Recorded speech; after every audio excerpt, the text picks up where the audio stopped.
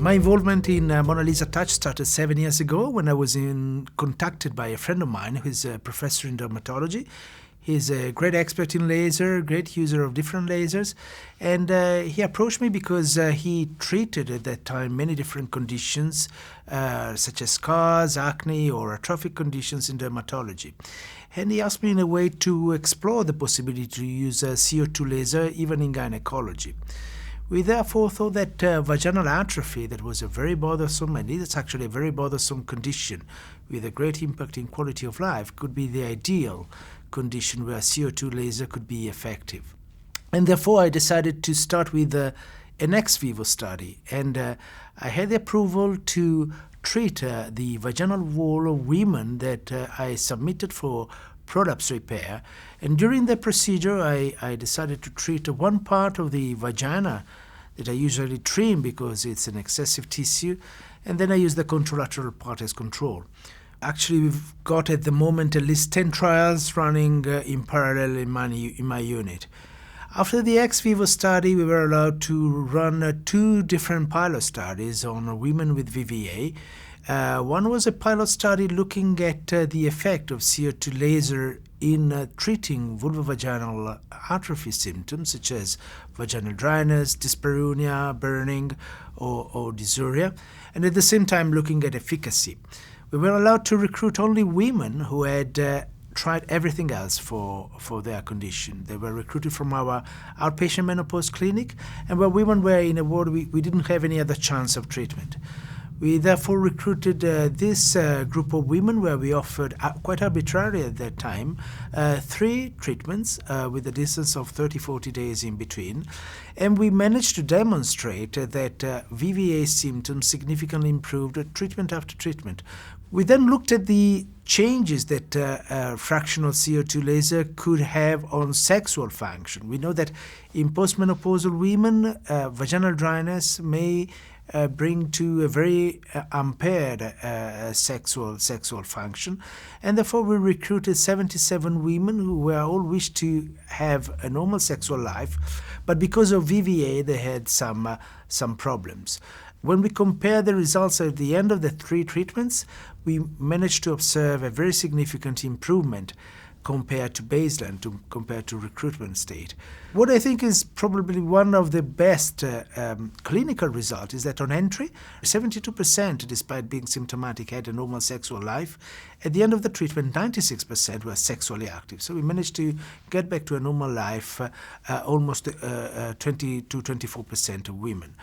Moreover, we also managed to demonstrate histologically significant changes. We were allowed to take 5 biopsies at baseline and after 1 single treatment in 5 consecutive women, and we observed a completely remodeling process in the vaginal tissue with a restoration of what we could say was the vaginal wall in fertile age of these women, restoring the lamina propria, restoring and improving the thickness of the epithelium, but most of all also reproducing lubrication in the vagina.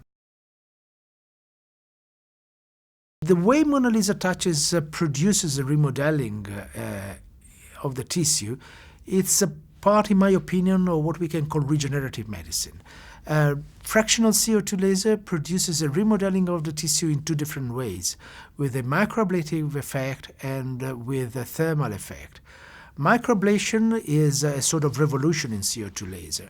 One of the major worries of people using laser was the excess in heating up the tissue, in determining some tissue damages, but with a fractional CO2 laser, the possibility to deliver in dots, in columns, the light, make possible to create a bioactive activation of the tissue without creating any damage. The great effect of MonaLisa Touch has been shown in many different histological samples, and this is something that should be very much emphasized, because despite the fact that at the moment we haven't got placebo-controlled trials, so in a way we cannot control yet which is the placebo effect, but there are no single data, no single paper showing that placebo can ever determine a change in histology. The procedure is performed in an outpatient setting with the patient lying in a supine position, in gynecological position. The vaginal probe, the vaginal handpiece, is introduced gently down to the end of the vaginal canal, to the cervix if the woman has the uterus, or to the vaginal vault, and then it is retracted accordingly to markers that are designed on the handpiece itself.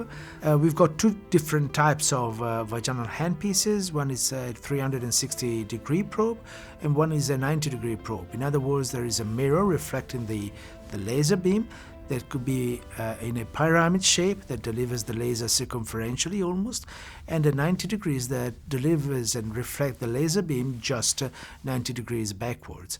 Therefore, with a 360 degrees, you might need just to turn once of 30-40 degrees at each single marker level. And with a 90-degree probe, you should basically make a sort of hexagon before retracting the probe itself.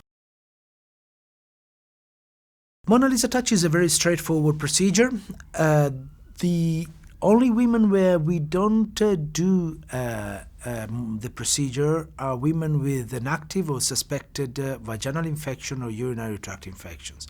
The other condition where we prefer not to do that is in a woman who's got a history of herpes virus, where we do that only under prophylaxis. But apart from this, there are no real contraindications, and the procedure is very well tolerated.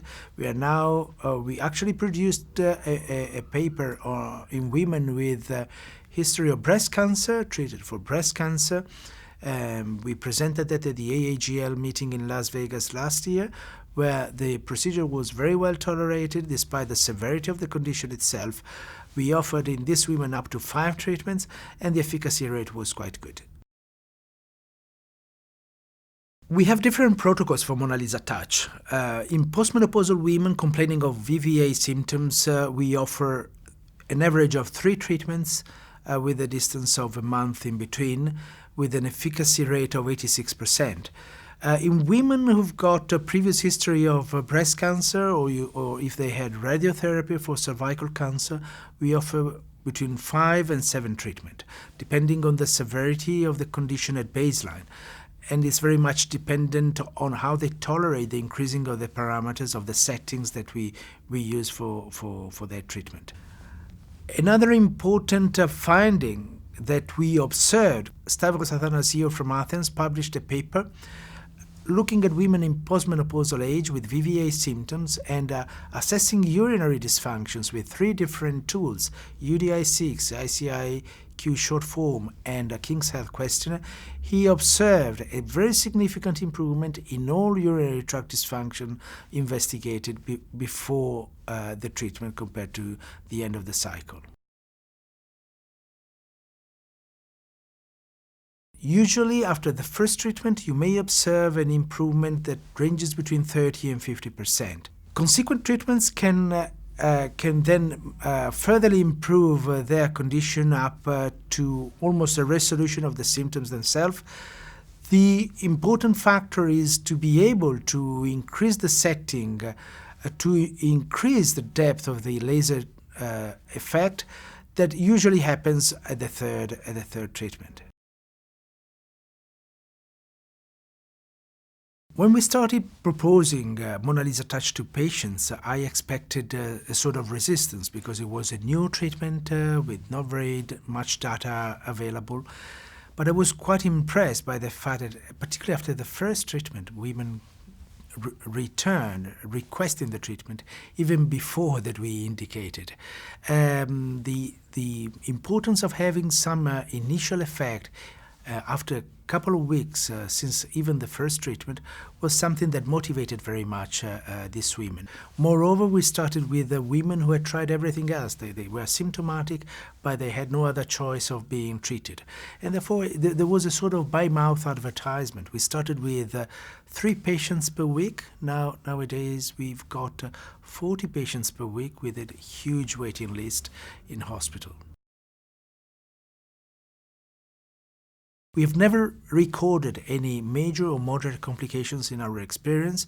We only recorded 5 to 7% of mild bleeding after the first procedure in very atrophic women, as well as we recorded some burning sensation, particularly at the fourchette, at the external genitalia, where the genitalia are more sensitive. This was only after the first treatment.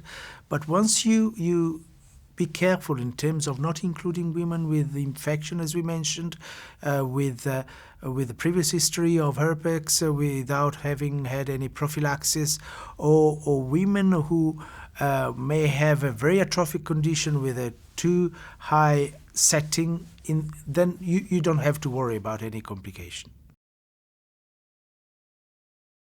The funny thing of MonaLisa Touch is that the more you use it, the more you understand the mechanism of action. And it's also funny to observe that sometimes women come back to you reporting improvement in symptoms that you had never thought about or you didn't mention to the patient. At the moment, we've got 10 trials in my unit on the use of fractional CO2 laser or other lasers produced by the same manufacturer with completely different indications. I cannot mention very much at the moment, but it's certainly related to the urinary genital tract in women.